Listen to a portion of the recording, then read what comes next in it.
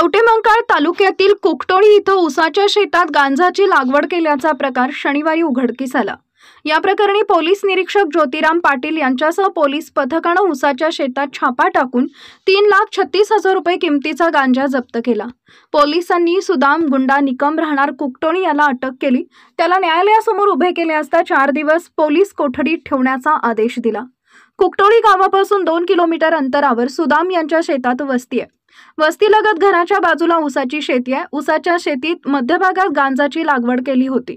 शेतात गांजाची झाडं असल्याची बातमी पोलीस निरीक्षक ज्योतिराम पाटील यांना मिळाली।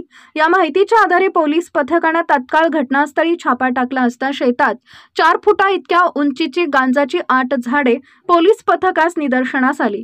पोलिसांनी ही गांजाची झाडं जप्त केली असून त्यांची बाजारभावाप्रमाणे किंमत सुमारे 3,63,000 रुपये आहे।